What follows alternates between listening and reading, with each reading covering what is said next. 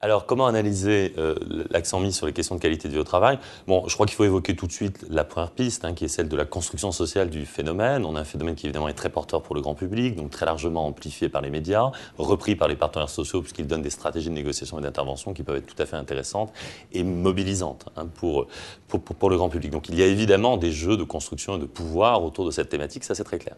Néanmoins, je pense, moi, on peut observer dans nos entreprises une véritable déprime du travail. Alors d'où vient-elle cette déprime du travail?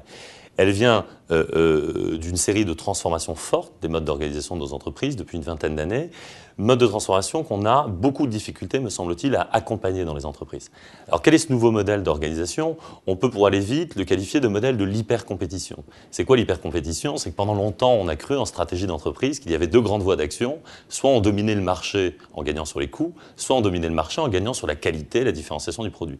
On sait aujourd'hui que ce qui caractérise l'hypercompétition, c'est que les entreprises sont sommées de tenir des stratégies d'entreprise dans lesquelles on fait tout à la fois. C'est-à-dire on essaie de gagner, évidemment, toujours sur les coûts, sur lesquels les contraintes n'ont pas baissé, mais également sur les qualités, également sur la qualité, également sur les délais, également sur la flexibilité, etc., etc. Donc il y a nécessairement un accroissement des contraintes sur la scène du travail. Ces contraintes en elles-mêmes sont-elles problématiques? Je ne pense pas que la contrainte au travail soit réellement problématique. En revanche, ce qui est certain, c'est que plus les contraintes augmentent, plus il faut être capable d'accompagner les salariés et les équipes sur la scène du travail.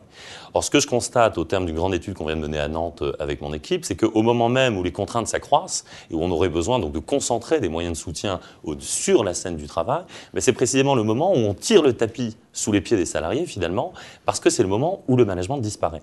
On a un phénomène assez étrange, on a une représentation assez courante dans le grand public, qui est de se dire, finalement, c'est le management qui fait souffrir, son hyper-présence, son hyper-contrôle, etc.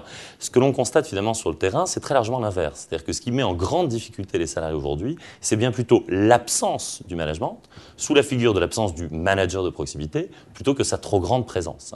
Donc là, il y a un enjeu certainement extrêmement fort, qui est comment remettre du management en proximité en appui des salariés.